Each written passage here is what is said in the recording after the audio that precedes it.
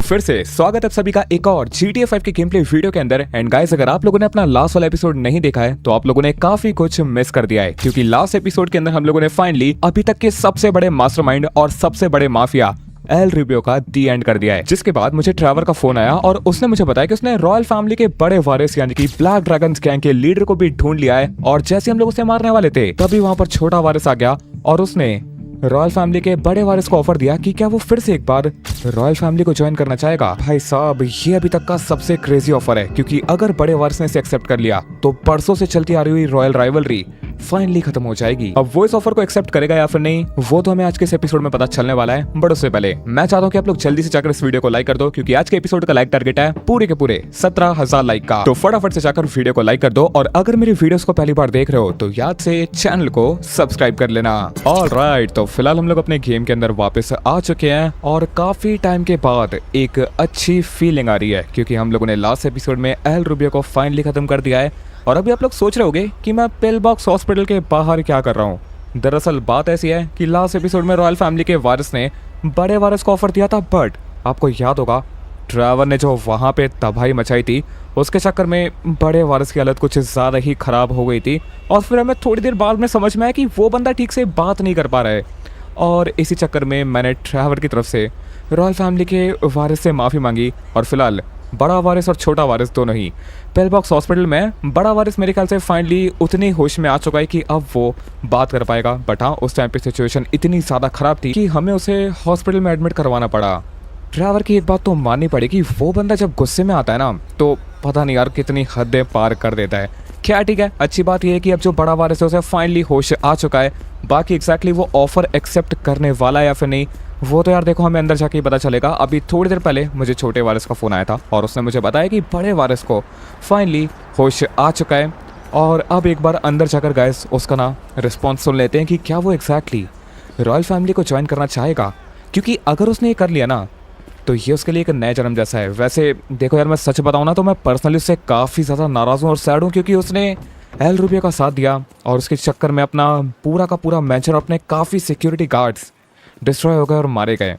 तो हाँ, अंदर मन नहीं है उसे यहाँ पे पूरा समझौता करने का, बट इंडियन मैटर ये करता है कि रॉयल फैमिली अपने लिए सब कुछ है, उन्होंने काफ़ी कुछ अपने लिए करा है। तो हाँ, अगर वो रॉयल फैमिली को ज्वाइन करता है फिर उससे हमें भी कोई दिक्कत नहीं होनी चाहिए। फिलहाल हाँ, रॉयल फैमिली के वारिस ने मुझे बताया था कि ये लोग वार्ड सी के रूम नंबर 369 के अंदर है। तो चलो गाइस, मैं फाइनली वार्ड सी पहुंच चुका हूँ। फटाफट से अभी देख लेते हैं कि यहाँ पे रूम नंबर 369 कौन सा है। ओके, यहाँ पर एक ऑफिस है। वेट, नेवर माइंड, ये तो डॉक्टर का ऑफिस है, यहाँ से तो काम नहीं बनेगा। ओके, यहाँ पे प्राइवेट रूम्स है। और वेट, यहाँ पे एक बंदा खड़ा हुआ है जो कि रॉयल फैमिली का सिक्योरिटी गार्ड है। और ऑलराइट, ये देखो यहाँ पे लिखा हुआ है प्राइवेट रूम 369। तो हम लोग सही जगह पहुंच चुके हैं। फटाफट से अंदर चलते हैं। और क्या बात है, ये रहा गाइस ब्लैक ड्रैगन्स गैंग का लीडर, जो कि एक्चुअल में रॉयल फैमिली का बड़ा वारिस है। छोटा वारिस भी यहीं पर है, डॉक्टर भी साथ ही में। क्या बात है भाई, इसको तो फुल ऑन ट्रीटमेंट मिल रहा है। देख रहे हो, खाने के लिए चीज़ें वगैरह भी आ चुकी हैं, बंदा होश में आ चुका है। और एक बार इसके मुंह की हालत देखो भाई, ये सब कुछ ट्रेवर ने करा है। काफ़ी गंदे तरीके से मारा था। बट ओके, ये इस टाइम पे कह रहे हैं कि माइकल, मैं खुश हूँ कि तुम फाइनली आ चुके हो। काफ़ी सारी बातें एक्चुअली जो कि मुझे तुमसे करनी है, तो प्लीज़ अगर कोई गलती हो गई है तो माफ़ करना। वेल, ना चाहते हुए भी माफ़ तो करना पड़ेगा, क्योंकि छोटे वारिस ने उसे ऑफर दिया रॉयल फैमिली ज्वाइन करने का। बट ठीक है, हम लोग ना थोड़ी सी इस बड़ी पिक्चर को देखते हैं। अगर चीज़ें यहाँ से बेहतर हो सकती हैं तो देखते हैं कि भाई एक्जैक्टली हमसे क्या कहना चाहता है। ओके, तो गाइस अभी मेरी बात रॉयल फैमिली के छोटे वारिस और बड़े वारिस दोनों के साथ में हो चुकी है। गुड न्यूज़ ये है कि ये बंदा रॉयल फैमिली के साथ ज्वाइन करने के लिए तैयार है। बट साथ ही में इसने यहाँ पर काफ़ी डिफ़िकल्ट और टफ कंडीशंस रखी हुई हैं, जो कि कह रहा है कि एक्सेप्ट करनी होंगी, उसके बाद जाकर ही ये रॉयल फैमिली में ज्वाइन करेगा।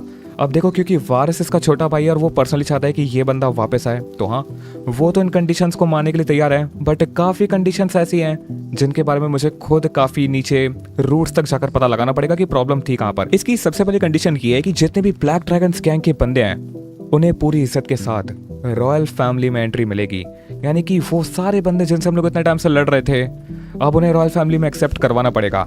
साथ ही में ये कह रहा है कि उस रूल को हटाना पड़ेगा जिसकी वजह से पास्ट में बहुत सारे रॉयल फैमिली के मेंबर्स ने रॉयल फैमिली छोड़कर ब्लैक ड्रैगन्स गैंग को ज्वाइन करा था। ये कह रहा है कि रॉयल फैमिली में काफी ऐसे हायर अप्स रह चुके हैं जिनकी वजह से आज से 10-15 साल पहले बहुत सारे रॉयल फैमिली के मेंबर्स ने रॉयल फैमिली छोड़कर ब्लैक ड्रैगन्स गैंग को ज्वाइन करा था। और वारिस इस टाइम पे कह रहा है कि माइकल, मैं तो लिबर्टी में रहता हूँ और तुम तो खुद भी 2-3 साल पहले ही रॉयल फैमिली में ज्वाइन हुए हो। बात सही है, हम दोनों को नहीं पता कि एग्जैक्टली कौन से वो रूल्स हैं जो कि पुराने हायर अप्स ने रॉयल फैमिली में बनाए थे, जिसकी वजह से बहुत सारे फैमिली के मेंबर्स ब्लैक ड्रैगन्स गैंग में ज्वाइन हो गए थे। खैर, बड़ा वारिस तो अपने लालच वगैरह के चक्कर में था, अब इसको रियलाइज हो गया, वो बेटर बात है। बट एग्जैक्टली ऐसे कौन से रूल्स हैं और कौन से प्रोटोकॉल्स हैं, वो सब मुझे जाकर रॉयल फैमिली के होटल में चेक करने पड़ेंगे। मैंने फिलहाल यहाँ पर दोनों ही भाइयों को कह दिया है कि ठीक है, मैं अपनी पूरी कोशिश करूंगा उन सारे रूल्स को इम्प्लाई करने के लिए, जैसे कि जो ब्लैक ड्रैगन्स गैंग के बंदे हैं वो रॉयल फैमिली में आ सकते हैं, और अगर कुछ चेंजेस की जरूरत होगी तो वो भी मैं सब कुछ संभाल लूंगा। बाकी गाइस, यहाँ पे एक काफी अनबिलीवेबल चीज हुई। ब्लैक ड्रैगन्स गैंग के लीडर ने माइकल को सॉरी बोला। ये इस चीज के लिए शर्मिंदा है कि जो अपना पूरा मैंशन था सब कुछ डिस्ट्रॉय हो गया था सिर्फ एल रूबियो के कहने पर। साथ ही में इसने कहा कि इसके पास मेरे लिए एक गिफ्ट है, बट वो गिफ्ट हमें अपना कमांडर देगा। अपना यानी कि इसका कमांडर, जैसे हम लोगों ने अपने ट्रैवर के मेंशन पे किडनैप करके रखा हुआ है। अरे हाँ रुको, इससे पहले ट्रैवर उसे मार दे, मुझे ना उसे कॉल करके बोलना होगा कि भाई देख, अब रॉयल फैमिली और ब्लैक ड्रैगन्स गैंग का मर्जर होने वाला है, गलती से भी उस कमांडर को मारना नहीं है। अगर आपको फास्ट फन एक्सपीरियंस और प्योर एक्साइटमेंट पसंद है तो ये आपके लिए है। वो येलो ब्लैक ऐप जो सब जानते हैं, हमेशा लाता है सबसे बड़े ट्रेंड्स और नॉन स्टॉप एंटरटेनमेंट। ये ऐप हर मोमेंट को बनाता है और भी exciting, always dynamic, always ahead of the curve. Pin comment में लिंक दिया गया है, क्लिक करो, ट्राई करो, वाइब ज्वाइन करो। तो चलो गाइस, फिलहाल मेरी बात ट्रैवर के साथ में हो चुकी है। मैंने यहाँ पर उसको बता दिया कि रॉयल फैमिली और ब्लैक ड्रैगन्स गैंग का मर्जर हो रहा है फाइनली, और इसीलिए कमांडर को गलती से भी मारना मत। ट्रैवर कह रहा है कि ठीक है, उसे काफी चोट आई है, बट हाँ, उसकी मरम पट्टी हम लोग कर देंगे और अब वो बंदा फ्रीली इधर उधर घूम सकता है। बाकी एक सेकंड, यहाँ पे नर्स को क्या हुआ भाई? हॉस्पिटल के बाहर नर्स ही बेहोश पड़ी है, पता नहीं क्या सीन है। यहाँ पे भी लोग नशे करने लगे हैं। बाकी गाइस, कुछ और करने से पहले मेरे ख्याल से ना मुझे सबसे पहले रॉयल फैमिली के होटल में जाना चाहिए। वहाँ पर जाकर ज़रा पता करना होगा कि एग्जैक्टली वो कौन से रूल्स हैं और क्या वो दिक्कतें हैं जिसकी वजह से इतने सारे लोगों ने पास में रॉयल फैमिली को छोड़ा था और उन्होंने ब्लैक ड्रैगन्स गैंग को ज्वाइन करा था। पता नहीं यार, ऐसी कई दिक्कतें रही होंगी जो कि पुराने रॉयल फैमिली के मेंबर्स ने कॉज करी होंगी। खैर हाँ, अब क्योंकि हम लोग सीनियर मेंबर हैं और चीज़ें बेहतर हो रही हैं, तो हम कोशिश करते हैं रॉयल फैमिली के लिए एक बेटर फ्यूचर बनाने के लिए। साथ ही में वहाँ पे अपने एल रूबियो की बॉडी पड़ी है, तो उसे भी मुझे ज़रा ज़मीन की काफ़ी नीचे गहराइयों में गाड़ना है। आपको पता होगा, हम लोग अपने जितने भी दुश्मन हैं उन्हें 7 फीट नीचे गाड़ते हैं, बट एल रूबी के लिए मेरे पास थोड़े से अलग प्लान है। फटाफट से गाड़ी भगाते हैं, सीधा पहले रॉयल फैमिली के होटल के लिए निकलते हैं। तो चलो गाइस, मैं फाइनली रॉयल फैमिली के होटल पर पहुंचने वाला हूं काफी टाइम के बाद। अपनी लैम्बोर्गिनी सियान को लेकर गाड़ी पे जब स्क्रैच आता है ना, एकदम दिल में दर्द होता है। क्या ठीक है, अभी आराम से अपनी वाली गाड़ी को मैं यहाँ से लेकर चलता हूँ ताकि बाद में कोई दिक्कत वगैरह ना है। लेट्स गो, अभी यहाँ पर पार्क करते हैं और सबसे पहले मैं ना एल रूबी की बॉडी को बाद में ठिकाने लगाऊंगा। जरा मुझे चेक करना है कि एग्जैक्टली रॉयल फैमिली के रूल बुक्स वगैरह में वो कौन से क्लॉज हैं जो कि इतनी ज़्यादा दिक्कतें दे रहे हैं सारे ही मेंबर्स को। तो चलो गाइस, अभी भाग कर चलते हैं सीधा ज़रा पहले ऑफिस रूम में, जहाँ पे रॉयल फैमिली के सारे हायर अप्स वगैरह बैठते हैं, और देख कर आते हैं कि एग्जैक्टली सीन वगैरह क्या है। वेट, यहाँ पे अभी भाई फिलहाल रॉयल फैमिली का सेकंड बिजनेस पार्टनर है। मेरे ख्याल से जो फर्स्ट वाला है वो भी वारिस के विला पर होगा। चलो ठीक है, कोई दिक्कत की बात नहीं। यहाँ पर गाइस जो पीछे बुक्स वगैरह हैं उनको चेक करते हैं और देखते हैं कि एग्जैक्टली दिक्कत आ कहाँ पर रही है। वेल गाइस, मैंने यहाँ पर ऑलमोस्ट आधा घंटा स्पेंड कर काफ़ी सारे रिकॉर्ड चेक कर लिए हैं, बट नेवर माइंड, मुझे रॉयल फैमिली के काफ़ी रूल्स के बारे में पता चल चुका है, लेकिन जिनकी वजह से कोई रॉयल फैमिली छोड़ सकता है वो यहाँ पर नहीं है। बेसिकली इस वाले शेल्फ एरिया में तो सिर्फ रॉयल फैमिली की एडमिनिस्ट्रेशन पावर जो है उसके बारे में रूल्स वगैरह लिखे गए हैं। कुछ भी ऐसा नहीं लग रहा है कि जिसकी वजह से कोई मेंबर छोड़ेगा या फिर कोई हायर अप किसी को निकालेगा। मेरे ख्याल से मुझे ना गाइस दूसरे रूम वगैरह में जाकर चेक करना चाहिए। कोई दिक्कत की बात नहीं है, चलते हैं जरा दूसरे रूम्स में। मेरे ख्याल से यहाँ पे ना रॉयल फैमिली की पूरी भाई लाइब्रेरी है। इस वाले एरिया को तो हम लोग लिटरली एक्सेस भी नहीं करते, बट एक बार यहाँ का माहौल देखो भाई साहब, यहाँ पे भर कर बुक्स हैं। पता नहीं मुझे कितनी बुक्स पढ़नी पड़ेंगी, उसके बाद मुझे पता चलेगा कि एग्जैक्टली यहाँ पर सीन क्या है। वेट, ये कौन है भाई? ये कोई रॉयल फैमिली की गेस्ट है क्या? यहाँ पे पता नहीं कितने टाइम आती है, बट फोटोग्राफ वगैरह क्लिक करवाती रहती है। खैर रुको यार, मैंने एक बार चेक करता हूँ और पता करता हूँ कि इनमें कुछ ऐसे रूल्स वगैरह लिखे हैं जिससे किसी को दिक्कत हो। कोई खास फायदा नहीं, मैंने यहाँ पर भी पूरा का पूरा 1 घंटा स्पेंड कर लिया है, लेकिन कोई भी ऐसी बुक नहीं मिली जिससे कि कुछ ऐसा समझ में आए कि एग्जैक्टली मेंबर्स को दिक्कत किस चीज़ से है। बेसिकली यहाँ पे तो रॉयल फैमिली की हिस्ट्री की बुक्स वगैरह पड़ी हुई हैं, एग्जैक्टली कितने टाइम से ये चीज़ें चलती आ रही हैं। किंग रिचमंड से पहले रॉयल फैमिली में कौन था, रॉयल फैमिली में क्या लॉ एंड ऑर्डर था, बहुत कुछ है। इतना मैं पढ़ूंगा ना भाई, नहीं यार मुझे हिस्ट्री का एग्जाम नहीं देना, मुझे पता करना है रूल्स के बारे में। और मेरे ख्याल से हम लोगों ने गाइस ऑलमोस्ट वो सारे एरिया चेक कर लिए हैं जहाँ पर बुक्स होती हैं। वेट, एक एरिया रह चुका है, वो है रॉयल फैमिली का एक और बड़ा वाला मीटिंग रूम। ऑलराइट, एक बार वहां पर चलते हैं। मुझे याद है वहां पर भी ना कुछ बुक्स वगैरह होती हैं, तो चलो चेक करके आते हैं। ओके, एजेंट थॉमस भी यहीं पे है, रॉयल फैमिली का बनी भी यहीं पर है। क्या बात है। बट ये जो कुछ स्पेसिफिक बुक्स है ना, मेरे ख्याल से ये काफ़ी इंपॉर्टेंट है, तो चलो जरा एक बार इनको चेक करते हैं। होपफुली इसके अंदर हमें कुछ ना कुछ ऐसा मिल जाए जिससे कि रीजन समझ में आए। गाइस, इतनी ज़्यादा मेहनत करने के बाद में फाइनली मुझे वो रूल क्लॉज सब कुछ मिल चुका है, जिससे कि शायद रॉयल फैमिली के मेंबर्स को दिक्कत रही होगी। काफ़ी और चीज़ें भी हैं जो कि मुझे पता चली, बट फिलहाल जो इम्पोर्टेंट है वो ये है कि इसमें लिखा हुआ है रॉयल फैमिली के किसी भी बिजनेस पार्टनर को अगर लगता है कि कोई भी रॉयल फैमिली का मेंबर दिक्कत दे रहा है, तो वो उसे कभी भी और बिना किसी कंडीशन के साथ में भी निकाल सकता है। और आपको पता है कि रॉयल फैमिली में सबसे ज्यादा मेंबर्स को रिमूव करने का ट्रैक रिकॉर्ड किसका है? रॉयल फैमिली का सेकंड बिजनेस पार्टनर। अब मुझे समझ में आने लगा है कि दिक्कत कहां पर है। ये सेकंड बिजनेस पार्टनर जो है हर बार कुछ ना कुछ करके बहुत सारे रॉयल फैमिली के मेंबर्स को निकालता रहता है, जिसके बाद जैसे ही उन मेंबर्स को लगता है कि नहीं, यहाँ पे हायरार्की में दिक्कत है, हायर अप्स में दिक्कत है, तो वो लोग ब्लैक ड्रैगन्स गैंग को जाकर ज्वाइन कर लेते हैं। क्योंकि छोटा वार्स यहाँ पर बहुत ही कम रहता है लॉस एंटोस में इन चीज़ों पर नजर रखने के लिए। और जो अपना फर्स्ट बिजनेस पार्टनर है वो पूरे अपने रॉयल फैमिली के लिए बिजनेस डील्स को सिक्योर करता है। ये जो सेकंड बिजनेस पार्टनर है ये इन चीज़ों पे ओवरलुक करता है। बट मेरे ख्याल से एक चीज़ है जो कि हम कर सकते हैं इस चीज़ को फिक्स करने के लिए। जो जा चुके हैं वो तो वापस देखो आ जाएंगे जो कि जिंदा हैं, बट फ्यूचर में चीज़ रिपीट ना हो उसके लिए मेरे पास एक सॉल्यूशन है।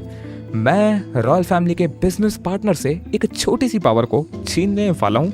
बट इससे पहले एजेंट थॉमस और रॉयल फैमिली के बनी को इस चीज के बारे में बता देते हैं। हमें इसके लिए गाइस एक स्पेशल रॉयल फैमिली के होटल में आज अनाउंसमेंट मीटिंग करवानी पड़ेगी, क्योंकि यहाँ ये एक रूल्स को लेकर काफी बड़ा चेंज है जो कि एक सीनियर मेंबर करने वाला है। चलो गाइस, अभी मेरी बात एजेंट थॉमस के साथ में हो चुकी है और ये टाइम पे कह रहा है कि माइकल तुमने जो सॉल्यूशन दिया है वैसे वो काफी ज्यादा अच्छा लग रहा है सुनने में, बट दिक्कत की बात यह है मुझे लगता है कि काफी सारे रॉयल फैमिली के हायर अप्स इस चीज से डिसएग्री कर सकते हैं। तो हो सकता है कि मीटिंग के दौरान तुम्हारे सुझाव को लेकर वोटिंग हो, बट टेंशन मत लो, मैं और बनी तुम्हारे लिए ही वोट करेंगे। क्या ठीक है? मेरे ख्याल से अगर वारिस को मेरा पॉइंट समझ में आ जाएगा तो वो डेफिनेटली मेजॉरिटी वोटिंग अपने लिए करवा लेगा। बाकी गाइस एक काम करते हैं, फिलहाल जरा नीचे वाली साइड में चल के एल रूबियो की बॉडी का कुछ करते हैं, क्योंकि एजेंट थॉमस भी कह रहा है कि भाई ये जगह कोई सिमेट्री नहीं है जहां पर तुमने एक डेड बॉडी रखी हुई है। और ये देखो गाइस, जो अपने 2 रेड रॉयल्टी एलिट्स के गार्ड थे उन्हें मैंने अपने सीक्रेट बेसमेंट की एंट्री पे खड़ा रहने के लिए कह दिया था। मैं नहीं चाहता कि कोई भी गलती से एल रूबियो की बॉडी के आसपास भी जाए। उसके पास सिर्फ हम लोग जाएंगे और उसे इतना दूर छोड़कर आएंगे वो कभी सोच भी नहीं सकता। तो चलो जरा चलते हैं अंदर वाली साइड में, जाकर देकर आते हैं कि एल रूबियो की अब हालत कैसी है। हालत कैसी क्या होगी, मार ही दिया था लास्ट एपिसोड में। और ओके, ये देखो बॉडी गार्ड और स्लीपी ने मिलकर फिलहाल एल रूबियो की बॉडी को पैक कर दिया है। और क्या बात है, एक कॉफिन का भी इंतजाम करवा दिया है। तो चलो यार, बिल्कुल भी देरी नहीं करते हैं, कॉफिन में जरा एल रूबियो को डालते हैं, एक ट्रक का इंतजाम करते हैं। और मेरे पास एक प्लान है, मैं एल रूबियो को जमीन से भी काफी नीचे समुद्र की गहराइयों में छोड़ कर आने वाला हूँ। इस बंदे की बॉडी भूत कुछ भी कभी भी अब वापस नहीं आ पाएगा। चलो गाइस, तो फिलहाल बॉडीगार्ड और स्लीपी ने एल रूबियो की बॉडी को इस कॉफिन के अंदर डाल दिया है। साथ ही में ये लोग मुझे बता रहे हैं कि इन लोगों ने एक ट्रक का भी इंतजाम कर लिया है जो कि बाहर वाली साइड में पड़ा हुआ है। और इस टाइम पे मेरे हाथ में एक ब्रीफ केस है। आप लोग सोच रहे होंगे कि इसके अंदर क्या है, तो इसके अंदर एक रस्सी है और अपने लिए एक अंडर वाटर डाइविंग सूट है।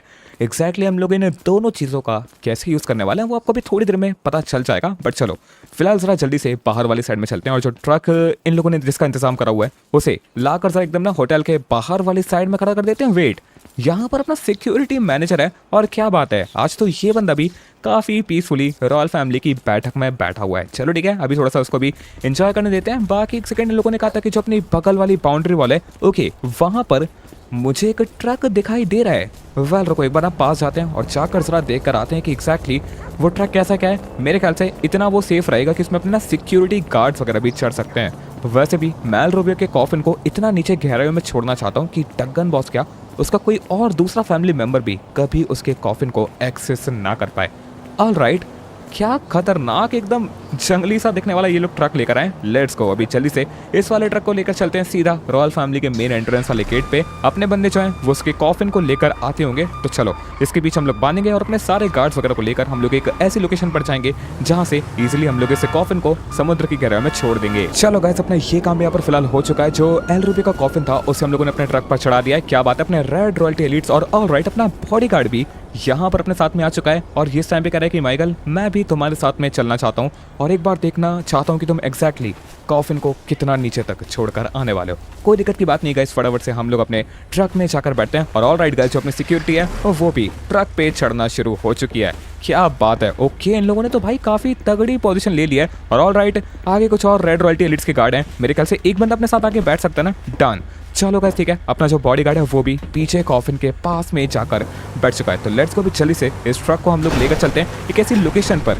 जहाँ पे एल रूबियो का कोई भी फैमिली मेंबर सोच नहीं सकता कि हम लोग इसे कितना दूर छोड़ कर आने वाले हैं। इस बंदे ने हमें काफी परेशान करा है, ईगल की डेथ इसकी वजह से हुई, बहुत कुछ हम लोगों ने एल रूबियो की वजह से खोया है और आखिर में जब इसे पूरी दुनिया को छोड़कर जा रहा है, बिल्कुल समुद्र की गहराइयों में अकेला जाने वाला है, ये तड़पेगा भाई। चलो ठीक है, फटाफट से अपने इस ट्रक को भगाते हैं और सीधा उस लोकेशन के लिए निकलते हैं जहाँ पे हम लोग एल रूबियो को फाइनल गुड बाय बोलने वाले हैं। ऑल राइट गाइस, तो फाइनली हम लोग एल रूबियो के कॉफिन वाले ट्रक को लेकर पहुंचने वाले हैं उसी जगह पर जहां पर ईगल की डेथ हुई थी, यानी कि बिग माफिया के भाई के पुराने बंकर के पास में। बट हम लोग एग्जैक्टली वहां पर नहीं जा रहे। जैसे कि मैंने कहा, मैं एल रूबियो को समुद्र की गहराइयों में छोड़कर आने वाला हूँ, यानी कि जमीन के 7 फीट नीचे से भी ज्यादा डीप। तो चलो चलते हैं सीधा उस वाली साइड में जहाँ पर एक काफी पुराना सी व्यू पॉइंट है, बट उस पॉइंट से ना ओशन की गहराई भी ना बहुत ज्यादा दूर नहीं है। ऑल राइट, हम लोग ऑलमोस्ट अपने ट्रक को लेकर पहुंच चुके हैं। भाई साहब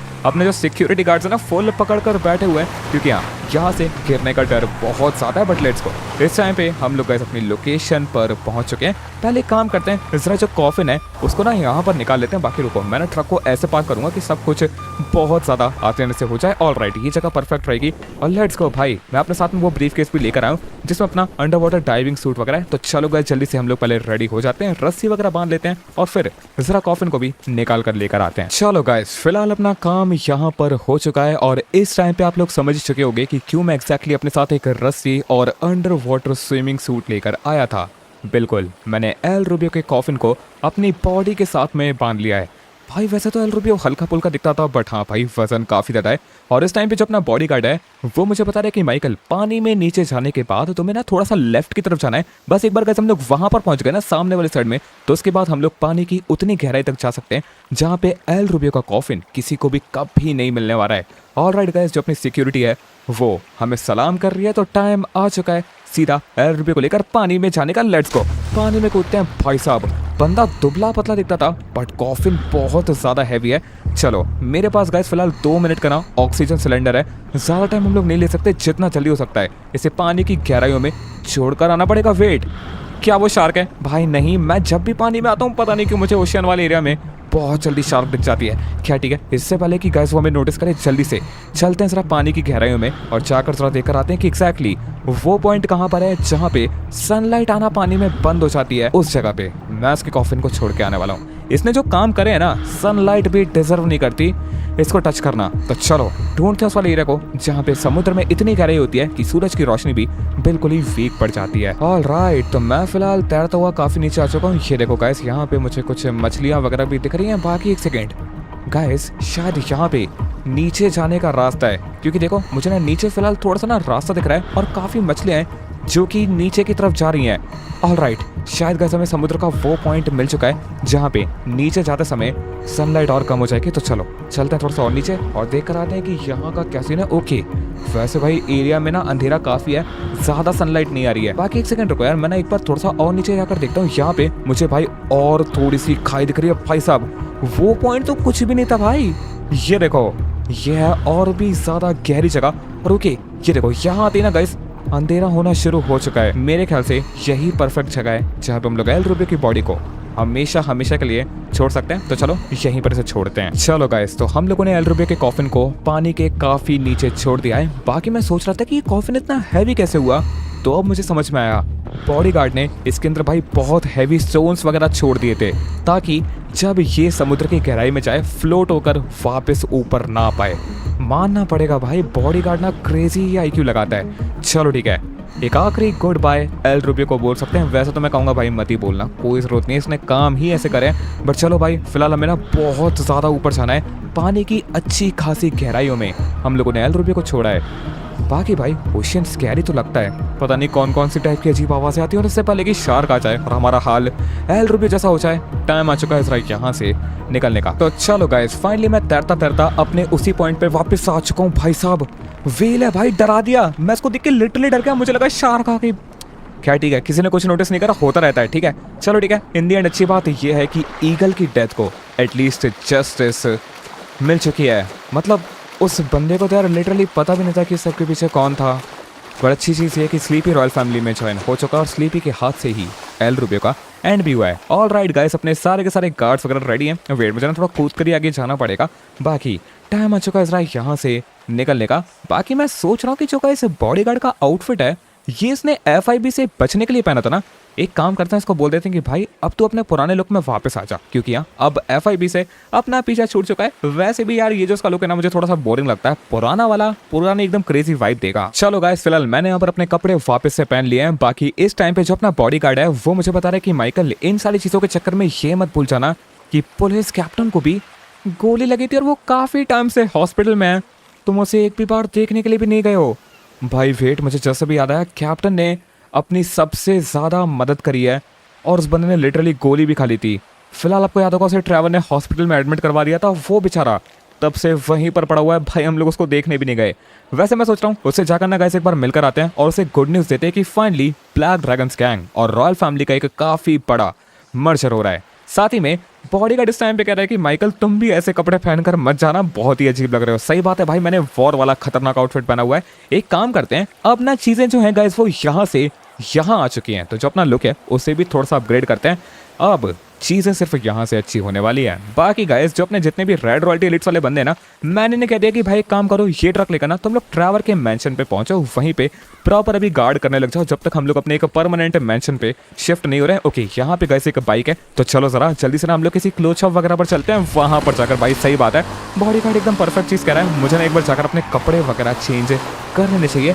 साथ ही में मैं सोच रहा हूँ कि गाइस अब माइकल का जो हेयर स्टाइल है उसे भी चेंज कर ही लेते हैं, क्योंकि आपको याद होगा हम लोगों ने अपना पूरा बेस बदल लिया था ताकि ज़्यादा लोग हमें पहचान ना पाए और अपने जितने दुश्मन हैं भाई वो हमें बख्शते हैं। बहुत ज़्यादा खराब हालत हो गई थी उस टाइम पे, बट अब क्योंकि अपने दुश्मन अपने दोस्त बन चुके हैं तो चलो ज़रा अपनी लाइफ के फुल मज़े लेते हैं। अब यहाँ से चीज़ें भाई बहुत ज़्यादा बेटर हमें करनी है। आपको याद होगा अपना LS मोटर्स का शोरूम, फरारी शोरूम, अपने बहुत बिजनेस हैं भाई, सब कुछ रुका पड़ गया था क्योंकि इस चीज़ में बहुत अपने गार्ड्स वगैरह की जान चली गई थी और इस चीज़ को बहुत सीरियसली देखना पड़ा था। खैर कोई दिक्कत की बात नहीं है, एक काम करता हूँ मैंने गाइस यहाँ से ज़रा शॉर्ट कर लेता हूँ और हम लोग चलते हैं ज़रा अपने बाल वगैरह का जो हेयर स्टाइल है उसे चेंज करवाते हैं। साथ ही में जो अपना लुक है उसे थोड़ा सा यार ठीक करके आते हैं। कैप्टन से मिलने जा रहे हैं, वो भी एक गुड न्यूज़ देने के लिए। तो चलो गाइस फिलहाल मैं अपनी बाइक को लेकर लॉस सैंटोस ही वापस आ चुका हूँ, क्योंकि मुझे नहीं लगता कि सैंडी शोर्स में मुझे एक अच्छा हेयर कट या फिर कपड़े मिल सकते हैं। ओ भाई साहब यहाँ पे किसी की तो यार ऑरेंज कलर की लैम्बो रखी हुई है, मुझे ना यार अपनी सारी स्पोर्ट्स कार्स की बहुत याद आ रही है। चलो ठीक है, अब ये काम करते हैं, पहले ना मैं जरा जल्दी से अपने कपड़े वगैरह चेंज करता हूँ, फिर जरा पास ही में एक हेयर कट की शॉप भी है, वहां से भी हेयर कट करवा लेंगे। ऑल राइट गाइस, तो फिलहाल मैंने यहाँ पर माइकल के लिए एक डार्क ब्लू कलर का सूट ले लिया है। ये ना एकदम क्लासिक प्रीमियम लग्जरी लाइफस्टाइल वाली फीलिंग देता है। बाकी जरा साथ ही में जो अपना हेयर स्टाइल है ना भाई, वैसे तो ये भी खतरनाक लगता है, बट टाइम आ चुका जरा इसको भी चेंज करवाने का। और मैं सोच रहा हूँ ना कि गैस जो अपनी बियर्ड है उसे भी हम लोग वापस लगा लेते हैं। वो जो अपना लुक है ना एक अलग ही लेवल पे सेट कर दिया है। अच्छी बात है कि गेम है, वरना भाई इसमें अपने बाल वापस ग्रो करना एक और ही क्रेजी चीज हो जाती। जब तक गेम है हम लोग आराम से अपने बाल बढ़ा सकते हैं, छोटे कर सकते हैं, जो करना है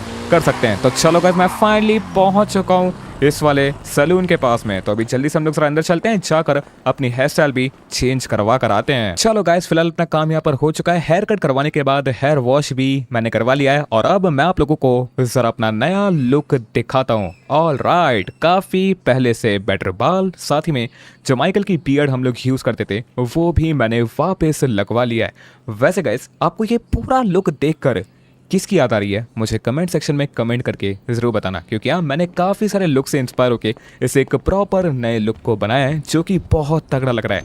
लेट्स गो गाइस, टाइम आ चुका है जरा वापस यहाँ से निकलने का। बाकी एक सेकंड रुको यार, हम लोग कैप्टन से मिलने के लिए जा रहे हैं जो कि बेचारा हॉस्पिटल में है और उसने गोली खाई है। खाली आ जाएंगे तो अच्छा नहीं लगेगा ना। एक काम करते हैं गाइस, यहाँ पे ना पास ही में फ्लावर्स मिलते हैं, मैं जरा ना वो भी ले लेता हूँ फ्लावर्स लेकर कैप्टन के लिए यहाँ से निकलते हैं। ऑलराइट, तो फिलहाल मैं अपनी बाइक को भगाता हुआ फाइनली पहुंच चुका हूँ अपने इस एरिया के पास वाली फ्लावर शॉप पे। और ओके, यहाँ पे ना मुझे काफी फ्लावर्स दिख रहे हैं। वैसे हम लोग ना यहाँ पर काफी बार अपने दोस्तों के सिक्योरिटी गार्ड्स के फ्यूनरल के लिए फ्लावर्स लेकर गए, बट आज कैप्टन ने अपने लिए गोली खाई है, तो हाँ थोड़े से अच्छे और फ्रेश फ्लावर्स ले लेते हैं। ओके, यहाँ पे ना मुझे अपने फेवरेट वाले दिख रहे हैं, इनको उठाते हैं, इनको लेकर चलते हैं। डन गाइस, तो अपना ये काम भी यहाँ पर हो चुका है। फ्लावर वाले भैया से बात करके मैंने ये वाले फूल भी ले लिए हैं, जो कि भाई काफी सही लग रहे हैं। चलो जरा हम लोग अभी वापस से अपनी चोरी की बाइक पे बैठते हैं। और अभी इन फ्लावर्स को मैंने ना आगे वाली साइड में रख लिया ताकि ये गलती से बिगड़े ना। फटाफट से अपनी भाई बाइक को फुल स्पीड में भगाते हैं। बाकी बॉडीगार्ड ने मुझे बताया था कि जो अपना कैप्टन है उसे ट्रैवर ने सैंडी शोर्स के हॉस्पिटल में एडमिट करवाया था, क्योंकि वो फाइट वहीं पर हुई थी, तो क्लोजेस्ट हॉस्पिटल में ट्रैवर ने उसे एडमिट करवा दिया था। फटाफट से फ्लावर्स लेकर चलते हैं और जाकर जरा कैप्टन को गुड न्यूज देकर आते हैं कि भाई finally royal family of black dragons gang का मर्जर हो रहा है। अब खुशी मनाओ, किसी को बिट्रे करने की कोई जरूरत नहीं है। तो ओके गाइस, अभी मैं अपनी बाइक को लेकर फाइनली सैंडी शोर्स पहुंच चुका हूं, साथ ही में उसी हॉस्पिटल के पास में जहां पे अपना कैप्टन एडमिट है। वेट, मैंने शायद थोड़ा सा आगे आ गया, मुझे ना पीछे वाली गली से टर्न लेना चाहिए था। वैसे गाइस, ये वही हॉस्पिटल है जहाँ पे हम लोगों ने माइकल को एक नया रीबर्थ दिया था। भाई वो रात इतनी ज्यादा खतरनाक थी ना, बस इसलिए मुझे थोड़ा सा उस ब्लैक ड्रैगन्स गैंग के बंदे पे ट्रस्ट नहीं है, बट ठीक है, वायरस अगर ट्रस्ट कर रहा है तो हम लोग उतना तो कर ही सकते हैं। चलो अभी जो अपनी चोरी की बाइक है उसको यहाँ पर पार करते हैं, चलते सीधा अंदर वाली साइड में और जाकर जरा देख कर आते हैं कि जो अपना कैप्टन है वो एग्जैक्टली कौन सी वाली साइड में। वेट, यहाँ पे एक रिसेप्शन पे बंदा बैठा हुआ है, मैं एक बार से बात करता हूँ और पूछकर देखता हूँ कि जो पुलिस कैप्टन है लॉस सैंटोस का, जो कि अब कमिश्नर बन चुका है, वो कहाँ पर एडमिट है। चलो गाइस, तो फिलहाल मेरी बात इस रिसेप्शन वाले बंदे के साथ में हो चुकी है और उसने मुझे बताया कि जो सामने वाला आपको वार्ड दिख रहा है ना, जनरल वार्ड, यहीं पर आपको मिलेगा लॉस सैंटोस का पुलिस कमिश्नर। ओके,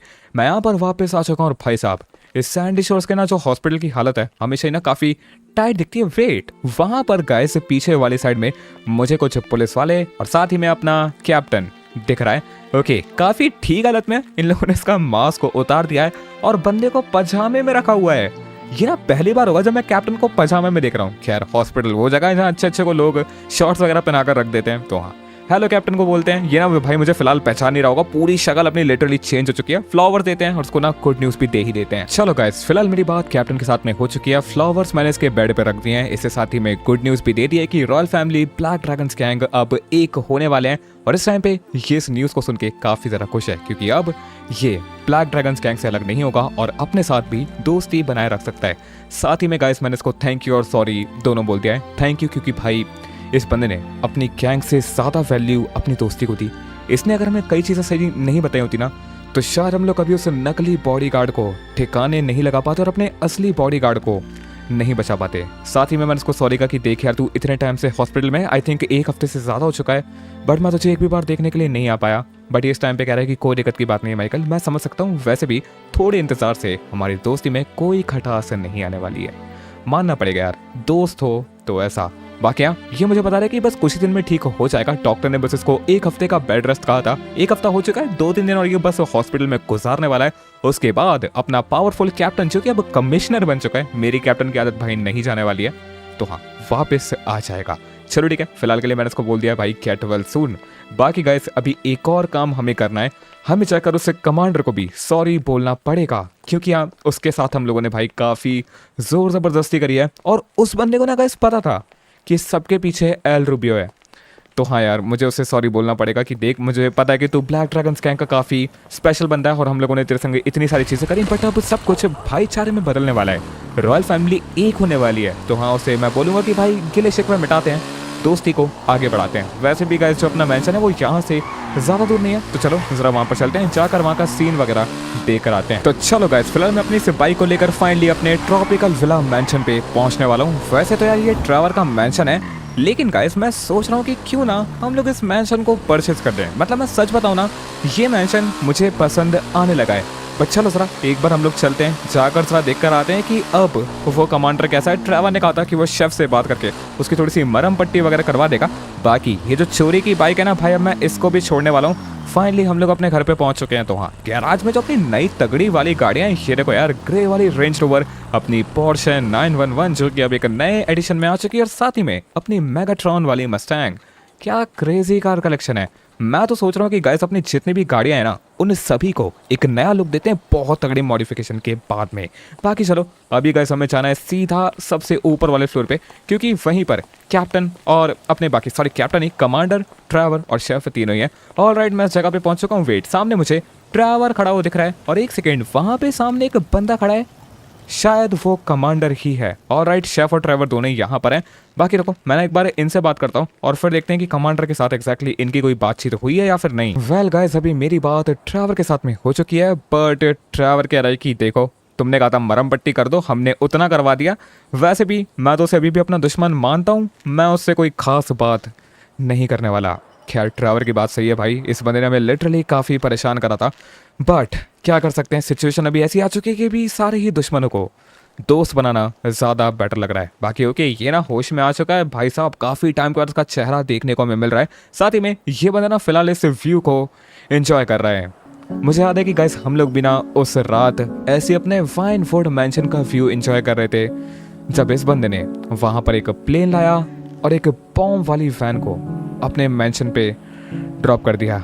कई सारी चीज़ें यार जो कि भूलने में बहुत टाइम लगेगा। बहुत कुछ हुआ ऐसे रॉयल राइवलरी वाले वॉर में, बट अब क्या कर सकते हैं। मेरे ख्याल से एक समय ऐसा आता है जब इंसान के पास एक ही चॉइस रह जाती है, या तो आप उस बात को भुला सकते हो या फिर जिसने वो बात करी थी आप उस इंसान को भुला सकते हो। खैर, ज़्यादा डीप हो गया, बात करते हैं कमांडर से और पूछते हैं कि भाई कैसा है, कोई दिक्कत तो नहीं है ना। ओके, तो गाइस अभी मेरी बात कमांडर के साथ में हो चुकी है और इस टाइम पे कह रहा है कि माइकल देखो, दिक्कत तो कुछ भी नहीं है, बस मैं ये सोच रहा हूँ कि हम लोगों ने इतने सालों तक जिन लोगों को हेट करते हुए निकाले हैं, क्या हम सच में उनके साथ में एक हो पाएंगे। ये बात कर रहा है उस लड़ाई की जो कि परसों से रॉयल फैमिली और ब्लैक ड्रैगन्स गैंग के बीच में चलती हुई आ रही है। ना जाने कितने रॉयल फैमिली के मेंबर्स को इन लोगों ने अपनी तरफ शामिल करा और जो नहीं हुए उन्हें मारा भी। ये कह रहा है कि इसके अपने कई लोग इस चीज़ में सेक्रीफाइस हो चुके हैं और बहुत जख्म है जो कि शायद ये कभी भुला पाएगा। बट ये कह रहा है कि इन द एंड ये अपने लीडर यानी कि रॉयल फैमिली के बड़े वारिस के लिए वफादार है। वो जहाँ पर जाएंगे मैं वहाँ पर जाऊँगा। बाकी इस टाइम पर ये मुझसे पूछ रहा है कि माइकल तुम्हें क्या लगता है, क्या तुम वो कभी भुला पाओगे जो कि मैंने तुम्हारे साथ में करा। वेल, भुला तो मैं नहीं पाऊंगा, बट शायद अगर कुछ चीज़ें अच्छी हों तो उन चीज़ों के ऊपर से रिकवर करा जा सकता है। और ये कह रहे कि अगर तुम रिकवर करने को तैयार हो तो मैं तुम्हें वादा करता हूँ कि मैं भी प्रॉपर इस चीज़ पे काम करूंगा। लग रहा है कि इसके साथ जो कैसे अपनी दोस्ती है शायद आगे जाकर काफ़ी गहरी होने वाली है। बाकी मैंने इससे पूछा कि यार जो उसका लीडर है उसने कहा था कि इसके पास मेरे लिए कुछ गिफ्ट है और वो मुझे सिर्फ कमांडर से मिलेगा। तो अब देखते हैं कि भाई एग्जैक्टली कौन से गिफ्ट की वो बात कर रहा था, कुछ बता यार। तो ये इस टाइम पे कह रहा है कि हाँ, हमारे लीडर ने तुम्हारे लिए एक गिफ्ट सोचा हुआ है, बट दिक्कत की बात यह है कि उस चीज़ को देखने के लिए हमें एक लोकेशन पर जाना पड़ेगा। एक काम करो माइकल, गाड़ी निकालो, मैं तुम्हें दिखाकर लेकर आता हूँ। और राइट, वैसे शायद ट्रैवर इस चीज़ पे सेफ नहीं मानेगा कि इस बंदे को हम लोग अपने साथ में ले जा रहे हैं, लेकिन मेरे ख्याल से ठीक है, अभी चलते हैं। वैसे भी इस बंदे के पास कोई वेपन वगैरह भी है नहीं, और साथ ही में अब क्योंकि मर्जर हो रहा है कुछ चीज़ें ऐसी हैं जिनमें भाई हमें रिस्क लेना पड़ेगा और आगे जाकर देखना पड़ेगा। फिलहाल एक काम करते हैं, नीचे से अपनी गाड़ी उठाते हैं और देखते हैं कि ये बंदा एक्जैक्टली हमें कहाँ पर लेकर जाना चाहता है। ऑलराइट, तो फिलहाल मैं आज अपनी पोर्शे को बाहर लेकर जाने वाला हूँ। रिसेंटली मुझे गाड़ी कुछ ज़्यादा पसंद आ रही है और ओके, यहाँ पे जो अपना गाइस कमांडर था वो भी आ चुका है। वैसे आपको याद होगा लास्ट टाइम बेचारा ये बंदा ना ठीक से भाई देख भी नहीं पा रहा था जब इस कमांडर को हम लोग यहाँ पे लेकर आए थे, बट अब एटलीस्ट ये बंदा इस कार राइड को प्रॉपर तरीके से एंजॉय कर पाएगा। चलो जरा बिल्कुल भी टाइम वेस्ट नहीं करते हैं, सीधा अपनी गाड़ी को लेकर चलते हैं उस लोकेशन पर जहां पर ये कह रहा है कि इनके लीडर ने मेरे लिए कोई गिफ्ट सोच कर रखा हुआ है। वैसे मैं एक चीज़ सोच रहा हूँ, कहीं ऐसा तो नहीं कि गिफ्ट के नाम पे कोई ट्रैप बिछा कर रखा हो। खैर मुझे ऐसा लगता नहीं है, क्योंकि रॉयल फैमिली के छोटे वारिस और बड़े वारिस के बीच में काफ़ी अच्छे से और काफ़ी घंटों तक तो बात हुई है, तो मेरे ख्याल से कोई सोल्यूशन तो डेफिनेटली निकला होगा। तो शायद अब कोई रिस्क वाली चीज़ है नहीं। खैर अगर हुई तो मेरे पास वेपन सारे हैं। चलते हैं, देख कर आते हैं कि एग्जैक्टली किस चीज़ के बारे में बात कर रहा था। ऑल राइट गाइस, तो फिलहाल हम लोग अपनी गाड़ी को भगाते हुए सैंडी शोर्स के मेन हाईवे पर पहुंच चुके हैं और ये टाइम पे कह रहा है कि माइकल एक काम करो, यहाँ पर से लेफ्ट लो। ऑल राइट भाई, पता नहीं एग्जैक्टली मुझे क्या दिखाना चाहता है, बट चलो देखते हैं। भाई सामने तो एक और नेशनल हाईवे कनेक्ट हो जाएगा, पता नहीं यार और कितना जाना पड़ेगा। वेट, ये कह रहा है कि माइकल यहाँ पर से लेफ्ट ले लो। वेट, लेफ्ट में तो भाई मुझे यहाँ पर बस एक खेत ही खेत दिख रहे हैं। एग्जैक्टली यहाँ पर क्या कहना चाहता है। ओके, ये टाइम पे कह रहा है कि माइकल गाड़ी को यहीं पर रोको, तुम्हारा जो गिफ्ट है वो यहीं पर मिलेगा। एक सेकेंड भाई, कौन से गिफ्ट की बात कर रहा है? यहाँ पे तो लिटरली सब कुछ एकदम खाली बंजर पड़ा हुआ है। और हर तरफ खेत है। भाई ये कौन सा गिफ्ट देने के लिए आए तो मुझे यहाँ पे? गाइस गिफ्ट तो सच में काफी क्रेजी है। इस कमांडर ने मुझे बताया कि माइकल तुम सामने ये जो जमीन देख रहे हो ना, जहां तक तुम देख सकते हो ये पूरी की पूरी आज से तुम्हारी। अब मुझे समझ में आया कि सीन क्या है। दरअसल ये मुझे बता रहा है कि जो इनका लीडर है यानी कि ब्लैक ड्रैगन्स गैंग का लीडर, आपको याद होगा मैंशन डिस्ट्रॉय करने के लिए वही रिस्पॉन्सिबल था। तो गाइस जो अपना फाइनवुड मैंशन है वो $500 मिलियन का था। $300 मिलियन की वो जमीन थी और $200 मिलियन का मैंशन था। अब क्योंकि मैंशन डिस्ट्रॉय जो हुआ था वो $200 मिलियन का था, तो ब्लैक ड्रैगन्स गैंग के लीडर ने एक हाईवे के पास वाली जमीन, लैंड एरिया कुछ भी कह लो, जिसकी प्राइस $200 मिलियन है, वो माइकल के नाम पे कर दिया। बेसिकली हमें गिफ्ट दे दिया है। यानी कि ये जो गाइस आप लोग सामने वाला पूरा का पूरा फार्म लैंड देख रहे हो ना, बिल्कुल जो कि हाईवे के पास में है, भाई साहब इसकी वर्थ है $200 मिलियन। और ये ब्लैक ड्रैगन्स गैंग को रॉयल फैमिली की तरफ से एक पुश्तैनी जमीन की तरह मिला था। क्या क्रेजी लोर वाला एकदम उसने जमीन हमें दी है भाई, सच में मजा आ गया। मतलब ठीक है मैंशन डिस्ट्रॉय हुआ, वो $200 मिलियन का बना था और $300 मिलियन की जो जमीन है वो भाई अभी भी अपने पास में है, लेकिन $200 मिलियन की और जमीन हमें मिल चुकी है। लेकिन यार बात ऐसी है ना कि मैं खेती के बारे में कुछ नहीं जानता, ना ही मैं सोच रहा हूँ कि इस फार्म लैंड का यूज़ कर पाऊंगा, बट गाइस यहाँ पर हम लोग इस लैंड का यूज़ करके कुछ और बना ज़रूर सकते हैं। और भाई ये लिटरली हाईवे के बहुत ज़्यादा पास है। मतलब वो देख रहे हैं ऊपर पूरा जो सैंडी शोर्स और पलीटो को कनेक्ट करने वाला और लॉस सैंटोस को भी कनेक्ट करने वाला नेशनल हाईवे है, वो यहाँ पर है। और इसलिए इस छोटे से फार्म लैंड की जो कीमत है वो पूरे $200 मिलियन है। भाई साहब यार इसको तो अगर हम लोग होल्ड भी करेंगे ना तो ओवर द टाइम बहुत क्रेजी प्रॉफिट कर सकते हैं। बट मैं सोच रहा हूँ कि गाइस यहाँ पे हमें कुछ खोलना चाहिए, कुछ बनाना चाहिए। तो इसके बारे में आप लोग मुझे कमेंट करके बताओ भाई, पूरे सजेशन से ना कमेंट को भर दो। इस जमीन पे हम लोग क्या कर सकते हैं। यहाँ पे भी ना फार्मिंग का बहुत सारा सामान वगैरह पड़ा है, इसको मैं ना प्रॉपर क्लियर करवा दूंगा अपने कॉन्ट्रैक्टर से बात वगैरह करके। उसके बाद भाई यहाँ पे ना क्रेजी ही चीजें हो सकती हैं, मानना पड़ेगा। एल रूबियो का एंड होने के बाद में और रॉयल फैमिली और ब्लैक ड्रैगन्स गैंग का मर्जर होने के बाद में भाई चीजें तो क्रेजी हो रही हैं। इसीलिए गाइस मैं सोच रहा हूँ क्यों ना ट्रैवर के मैंशन, जो कि अभी फिलहाल अपना है ट्रॉपिकल विला मैंशन पे, एक बहुत बड़ी पार्टी रखने का एक सेलिब्रेशन तो बनता है यार। बहुत सारी चीजें रिसेंटली ऐसी हैं जो कि हुई हैं भाई। रॉयल फैमिली का बड़ा वारिस लिटरली वापस आ रहा है, छोटा वारिस फिलहाल लॉस सैंटोस के अंदर है, वो भी कहीं जा नहीं रहा है। साथ ही में हमें एक नई प्रॉपर्टी मिल चुकी है, जो अपना मैंशन का लॉस हुआ था ना भाई वो रिकवर हो चुका है। तो मैं सोच रहा हूँ कि यार पार्टी तो बनती है, पूरे के पूरे अपने मैंशन को डेकोरेट करवाते हैं मस्त एकदम लाइट्स वगैरह के साथ में, फुल दिवाली वाली वाइब आएगी और फिर देखते हैं कि क्या सीन है। बाकी यार मुझे एक और चीज याद आई गाइस, जो अपना इंटीरियर डिजाइनर है वो पार्टी के लिए ना घर को अच्छे से डेकोरेट कर सकता है। बट भाई मैंने उसे कहा था डगन बॉस के वाइन यार्ड मैंशन को रेनोवेट करने के लिए, उसने कहा था कि ठीक है काम हो जाएगा 1-1.5 महीने में। भाई काफी टाइम हो चुका है, उसने कोई अपडेट नहीं दिया। रुको पहले मैं एक बार उसको कॉल करता हूँ और उसको बोलता हूँ कि भाई देखो उस सारे काम के अलावा ना मुझे एक और घर डेकोरेट करवाना है, वो कब तक होगा जल्दी से बता। वेल गाइस अभी मेरी बात अपने इंटीरियर डिजाइनर के साथ में हो चुकी है और ये इस टाइम पे कह रहा है कि सर माफ करना लेकिन आपका जो मैंशन का काम है वो 1 नंबर चल रहा है, लेकिन सर क्योंकि ये इतना बड़ा प्रोजेक्ट है तो उसकी फिनिशिंग में टाइम लग रहा है। लेकिन मैं आपको एक प्रॉमिस करता हूँ दिवाली से पहले आपके हाथ में नए घर की चाबी आ जाएगी। भाई दिवाली तो यार अभी लिटरली बहुत दूर है और मैंने इससे कहा कि यार तू पार्टी को तो एटलीस्ट अपने नए वाले मैंशन को डेकोरेट कर ही सकता है। तो ये कह रहा है कि नहीं, आपने पहले जो मुझे एक काम दिया है मैं उसे कंप्लीट करूंगा, उसके बाद भाई फिर मैं जाकर दूसरा काम लूँगा। यार ये तो दिक्कत हो गई, समझ में नहीं आ रहा। वेट, जो गाइस अपना कमांडर है ये सैम पे कह रहा है कि माइकल अगर बात सिर्फ एक इंटीरियर डिज़ाइनर की है तो मैं एक जगह जानता हूँ, पलीटो बे में एक ऑफिस है, तुम वहाँ पर जा सकते हो और उनसे एक इंटीरियर डिज़ाइनर हायर कर सकते हो। वेल इसका आइडिया अच्छा है क्योंकि गाइस जो अपना घर है ट्रैवर का ट्रॉपिकल विला मैंशन वो सामने वाले साइड में है, जो कि एरिया सैंडी शोर्स में है और पलीटो ना उस तरफ पड़ता है। तो हाँ मेरे ख्याल से हम लोग वहाँ से हायर कर सकते हैं। बाकी यार एक दिक्कत है, अगर मैं इंटीरियर डिज़ाइनर को लेकर आऊँगा तो यार मुझे एक और गाड़ी चाहिए पड़ेगी क्योंकि इस गाड़ी में तो सिर्फ मैं और कमांडर ही बैठ सकते हैं ना। वेट, ये कह रहा है कि मेरी टेंशन मत लो, मैं तो चलता फिरता हवा का मुसाफिर हूँ, टैक्सी वगैरह करके मैंशन पे वापस पहुँच जाऊँगा। ओके मेरे ख्याल से मुझे शायद उसके टैक्सी का पैसा दे देना चाहिए था, बट नेवर माइंड, अभी वो जा चुका है तो ठीक है।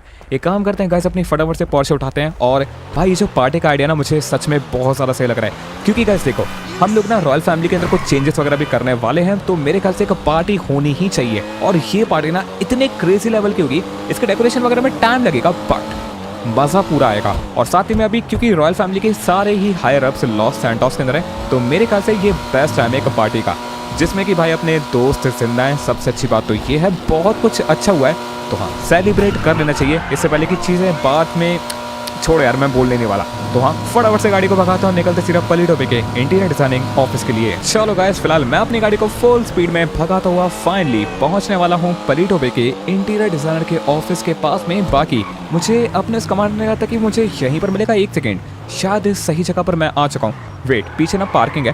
भाई साहब क्या प्रोफेशनल इंटीरियर डिजाइनर का ऑफिस है यार, मतलब अपने लॉस सैंटोस वाले में ना पार्किंग की बहुत दिक्कत है। बट लेट्स गो, यहाँ पर हम लोगों ने आराम से अपनी पोर्शे को पार्क कर दिया है। भाई गाड़ी प्यारी तो लगती है, ऊपर से जो M01 की नंबर प्लेट है ना, मतलब एकदम चेरी ऑन द केक। भाई चलते हैं जरा अंदर और जाकर देखते हैं कि इनके पास फिलहाल कोई ऐसा इंटीरियर डिजाइनर अवेलेबल है या फिर नहीं, जो कि सिर्फ कुछ ही घंटे का टाइम लेकर अपनी पार्टी के लिए भाई घर को डेकोरेट करते फुल ऑन। ओके यहाँ पे तो यार मुझे ना काफी सारे लोग वगैरह दिख रहे हैं, बट वेट, रिसेप्शन पे एक लेडी बैठी हुई है। मैं एक बार जाकर उससे बात करता हूँ, पूछता हूँ कि क्या कोई इंटीरियर डिजाइनर वगैरह अवेलेबल है। ओके तो मेरी बात अभी रिसेप्शनिस्ट से हो चुकी है और ये कह रही है कि सर एक इंटीरियर डिजाइनर अवेलेबल तो है, लेकिन उसके पास एक काम बहुत ज्यादा है और वो थोड़ा सा अकड़ू है, क्योंकि ये फेस्टिवल टाइम है। तो हाँ आपको एक ही मिलेगा, अगर आप उसे अपने काम के लिए मना सकते हैं तो वो आपको ऊपर वाले फ्लोर पे मिल जाएगा। उसका नाम है पीटर पार्कर। ये स्पाइडरमैन कब से ये काम करने लगा भाई, बट ठीक है। जैसा कि इसने मुझे बताया फेस्टिवल टाइम आ रहा है गाइस, अभी पता नहीं क्या क्या है, तो हाँ उस चक्कर में बहुत सारे इंटीरियर डिजाइनर्स बिजी हैं।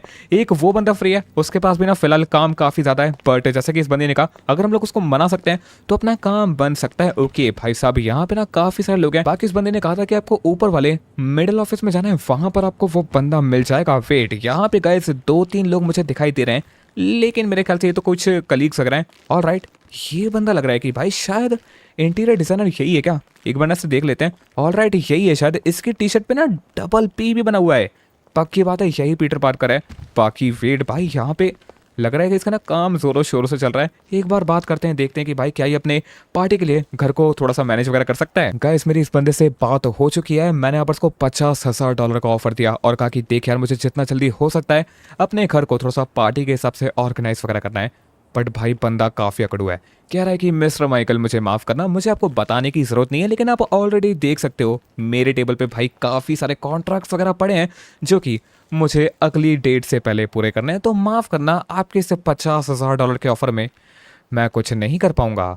भाई यार दिक्कत की बात यह है कि मैं ज़्यादा पे नहीं करना चाह रहा और पार्टी काफ़ी बड़ी है, बट ठीक है काम करवाना एक काम करते हैं गाइस, इसको ना थोड़ा सा बड़ा ऑफर देते हैं। मैं इसको भाई $2 लाख का ऑफर देता हूँ, डबल का भी और डबल कर देते हैं, बट बोलते हैं कि भाई मान जा जल्दी से चल, अभी पार्टी के लिए करना है तैयार। चलो गाइस काम अपना हो चुका है फाइनली। $2 लाख सुनने के बाद इस बंदे ने अपना फोन चेक करा और कह रहा है कि अरे मिस्टर माइकल आप लकी हैं, मेरे शेड्यूल में आपके लिए टाइम अवेलेबल है, जल्दी से आपके घर पे चलिए, हम एक बार ना साइट विजिट करते हैं, फिर मैं आपको बताता हूँ कि कितना टाइम लग सकता है आपके घर के डेकोरेशन को कंप्लीट होने के लिए पार्टी में। भाई डेकोरेशन ना मुझे सच में जोरदार चाहिए, क्योंकि रॉयल फैमिली के सारे हायर अप्स गाइस पहली बार अपने घर पर आने वाले होंगे, तो मैं चाहता हूं कि भले हम लोग अभी एक टेम्पररी घर में पार्टी करवा रहे हैं, बट पार्टी जोरदार होनी चाहिए भाई, सब कुछ करवाएंगे फायरवर्क्स वगैरह। तो चलो जरा अपनी पोर्शे में जाकर बैठते हैं। वैसे गाइस मैं सच बताऊं ना तो मुझे और भी ज्यादा एक्साइटमेंट है अपने उस वाइन यार्ड मैंशन को देखने की, जो कि अपना इंटीरियर डिजाइनर कह रहा है कि भाई दिवाली से पहले रेडी कर देगा। वेल यार दिवाली में टाइम काफ़ी है, बट कहा जाता है ना कि जिस चीज़ के हम लोग सब्र करते हैं सब्र का फल मीठा होता है भाई, क्वालिटी के लिए टाइम तो लगता है। तो हाँ उसने कहा कि भाई थोड़ा सा वेट करो, दिवाली से पहले मैं आपको घर रेडी करके दे दूंगा, आप शिफ्ट कर सकते हो। बट पता नहीं यार मेरे अंदर से ना बहुत एकदम एक्साइटमेंट है, मुझे वो मैंशन कैसे भी देखना, उसमें $500 मिलियन लगा है भाई उसके रेनोवेशन में, और टगन बॉस को थोड़ा सा जलाना भी है कि कैसे हम लोग को उसके घर को उसी से ज़्यादा बेटर ट्रीट कर सकते हैं। तो हाँ यार थोड़ा सा हमें वेट करना पड़ेगा, बट ठीक है इतना सब्र कर लिया है तो थोड़ा सा और सही। फिलहाल ठीक है अभी फोकस करते हैं अपने इस ट्रॉपिकल विला मैंशन की पार्टी को और ज़्यादा दमदार बनाने के लिए। फटाफट से इस बंदे को जरा घर दिखा कर लेकर आते हैं और फिर देखते हैं कि एक्जैक्टली इस पार्टी डेकोरेशन में टाइम कितना लगेगा। चलो गाइस तो फिलहाल हम लोग अपनी पोर्शे को लेकर अपने ट्रॉपिकल विला मैंशन पे पहुंचने वाले हैं। बाकी यार इस इंटीरियर डिजाइनर के तो हम लोगों ने लिटरली मजे करवा दिए यार, मतलब कहाँ हम लोगों ने इसको $50,000 का ऑफर दिया था और फिर हम लोगों ने कहा कि ठीक है तू बस काम कर, $2 लाख दूंगा, और साथ ही में पोर्शे की राइड करवा दिए भाई बंदे को। क्रेजी मजा तो इसे आया होगा, बट चलो जरा चलते हम लोग सीधा अपनी गाड़ी को लेकर अंदर वाली साइड में। वेट, ऑल राइट गाइस, जो अपनी रेड रॉयल्टी एलिट सिक्योरिटी है, क्या बात है, देर से आए बट फाइनली अपने घर पर पहुंच चुके हैं। ओके, ये लोग ना शायद रॉयल फैमिली के पहले होटल पे गए होंगे, जो इंसर्जेंट वाले ट्रक्स थे वहीं पर रह गए थे। बट ओके यार, इस मैंशन पे जो सिक्योरिटी ना सच में काफ़ी तगड़ी लग रही है। बट फिलहाल चलो ज़रा जल्दी से जो अपनी गाड़ी है उसको ले जाकर हम लोग अभी पार कर देते हैं नीचे वाली साइड में, और ज़रा अभी इसे इंटीरियर डिजाइनर को लेकर चलते हैं भाई ऊपर वाले फ्लोर पे। इसे ना गाइस पूरा घर दिखाते हैं, फिर देखते हैं कि एग्जैक्टली कितना टाइम लग सकता है इसके ओवरऑल डेकोरेशन के लिए। चलो गाइस, तो फिलहाल इस इंटीरियर डिजाइनर ने अपना पूरा का पूरा घर अच्छे तरीके से देख लिया है और एक रिपोर्ट बनाकर तैयार कर लिया है। और इस टाइम पे ये कह रहा है कि सर आपका पूरा घर देखने के बाद मुझे एक चीज़ समझ में आई, इसे डेकोरेट करने में भाई साहब कम से कम 1.5 से 2 दिन का टाइम लग सकता है, क्योंकि घर काफ़ी बड़ा है और जो आप पार्टी करवाना चाह रहे हो उसमें भी बहुत सारे गेस्ट आएंगे। तो हम कोशिश करेंगे इसे सबसे बेस्ट लुक देने की। साथ ही में ये कह रहे हैं कि सर अगर आप पार्टी को रात में रखोगे ना तो बेस्ट होगा, क्योंकि फिर ये ना गाइस यहाँ पे फायरवर्क्स वगैरह भी मतलब अरेंज करवा सकता है और घर में ऐसी लाइट्स लगवा सकता है जिससे रात के टाइम पे ना फुल एकदम सेलिब्रेशन पार्टी का माहौल लगेगा, फुल दिवाली वाली वाइब आएगी। ऑल राइट, मैंने कह दिया कि देख भाई तुझे जो करना है कर। 2 दिन बहुत ज़्यादा ही लंबा टाइम है, बट आई थिंक काफ़ी है, क्योंकि इन 2 दिन के बीच में गाइस हम लोग ना रॉयल फैमिली के जो रूल्स हमें चेंज करने हैं वो भी कर सकते हैं, फिर एक बहुत बड़ी ग्रैंड रियूनियन पार्टी रख सकते हैं सभी के लिए। तो मेरे ख्याल से ठीक है, और शेफ जो है वो भी मेरे ख्याल से यहाँ पर अपनी मदद करवा देगा पार्टी के डेकोरेशन के लिए। वेट, ट्रैवर यहाँ पे स्विमिंग पूल में क्या कर रहा है? और ओके वो देखो यार, जो अपना कमांडर है कितने मस्त तरीके से पानी में बैठ चुका है। चलो ठीक है, बंदा यहाँ पे भाई पीसफुली अपने घर पर है। बाकी यार ट्रैवर तू क्या कर रहा है? वेट, ये कह रहा है कि माइकल मैं सोच रहा हूँ कि अगर मैं इस स्विमिंग पूल में किसी बैठे हुए बंदे को धक्का दूंगा तो क्या उसकी मौत होगी? वेट भाई ट्रैवर, हमें कमांडर को मारना नहीं है भाई, मुझे नहीं पता ट्रैवर इस टाइम पे क्या सोच रहा है, बट हाँ मुझे ना शेफ को बोलना पड़ेगा कि यार कमांडर की सेफ्टी का ध्यान रखना। वेट, मुझे यहाँ पे ना गाइस किसी का फोन आ रहा है, एक बार जरा उसको उठाकर देख ही लेते हैं। ऑल राइट गाइस, तो जस्ट अभी मुझे काफ़ी टाइम के बाद में मिलिट्री कर्नल का फ़ोन आया, और कर्नल इस टाइम पे कह रहा है कि माइकल मुझे तुम्हें एक गुड न्यूज़ देनी है। कायो पेरिको पे जो हम लोगों ने कैप्चर करा था, टेक ओवर करा था मिलिट्री को, वहां पर गाइस जितनी भी चेकिंग वगैरह करनी थी सारी डन हो चुकी है। और कर्नल इस टाइम पे कह रहा है कि माइकल मैं चाहता हूं कि तुम जब भी पॉसिबल हो आ जाओ कायो पेरिको, सेटलमेंट कर लेते हैं, और अब मैं से पूरे के पूरे कायो पेरिको आइलैंड को तुम्हारे हवाले सौंपना चाहता हूँ। क्या बात है, मैंने कहा ना कि रिसेंटली भाई जो अपना टाइम है वो यहाँ से यहाँ आ चुका है। तो यार देखो चीज़ें ना धीरे धीरे करके अच्छी शुरू हो चुकी हैं, बट मैं सोच रहा हूँ कि गाइस अब कायो पेरिको में ना टूरिज्म करने का कुछ उतना फ़ायदा नहीं है। हम लोग कायो पेरिको के साथ में कुछ और कर सकते हैं, या फिर हम लोग गाइस पूरा का पूरा कायो पेरिको आइलैंड ट्रैवर को गिफ्ट कर सकते हैं। पता नहीं क्यों मैं अंदर से चाहता हूँ ट्रैवर को काफ़ी कुछ देना, क्योंकि देखो यार जब अपनी सबसे खराब हालत थी ना तो अपना कोई दोस्त हो फ्रैंकलिन लमार किसी ने हमें याद नहीं करा, इनफैक्ट अंडर वाटर माफिया, पर ट्रैवर एक अकेला था जो कि हर बुरी सिचुएशन में अपनी मदद करने के लिए आया और साथ ही में हर बार अपनी जान बचाई। इनफैक्ट इसी बंदे की वजह से अगर देखा जाए तो ब्लैक ड्रैगन्स गैंग और रॉयल फैमिली का मर्जर भी हो रहा है, और आज माइकल रीबर्थ सीरीज के बावजूद पूरा का पूरा जिंदा खड़ा है। तो गाइस इसके बारे में ना आप लोग मुझे कमेंट करके बताना कि हमें क्या करना चाहिए। मिलिट्री कर्नल ने तो सामने से कह दिया कि तुम भाई बस कायो पेरिको आइलैंड आ जाओ, सिग्नेचर करने हैं और पूरा का पूरा आइलैंड तुम्हारा हो जाएगा। बट मैं सोच रहा हूँ कि यार ट्रैवर डिजर्व करता है, साथ ही में जो इसका ड्रग और ट्रैफिकिंग का बिजनेस है ये उसे और भी बड़े लेवल पे ग्रो कर पाएगा, क्योंकि यहाँ कायो पेरिको आइलैंड पे ऑलरेडी एल रूबियो भी ये बिजनेस करता था। तो इसके बारे में कैसे आप लोग क्या सोचते हो वो मुझे कमेंट करके बताना। साथ ही में जो हम लोग रॉयल फैमिली के होटल के अंदर एक मीटिंग करके इतना बड़ा रूल चेंज करने का सोच रहे हैं, उसके बारे में सबका क्या रिएक्शन होने वाला है उस सब के बारे में आपको पता चलेगा नेक्स्ट एपिसोड में। तो चलो गाइस आज के अपने इस वीडियो को हम लोग यहीं पर खत्म करते हैं। अगर आपको ये एपिसोड थोड़ा सा भी अच्छा लगा है तो लाइक कर देना। लाइक टारगेट है 17,000 लाइक का, फटाफट से जाकर उसे भी कंप्लीट करवा दो। साथ ही में मुझे कमेंट करके गाइस जरूर ना सजेशन दे देना कि हमें एक्जैक्टली ट्रैवर को क्या गिफ्ट करना चाहिए क्या नहीं, और एक्जैक्टली जो जमीन हमें मिली है उसके साथ में हमें क्या करना चाहिए। तब तक के लिए आप लोग जाकर 17,000 का लाइक टारगेट कंप्लीट करवाओ। मैं मिलता हूँ आप सभी से अपने अगले वीडियो में। सी या, पीस आउट।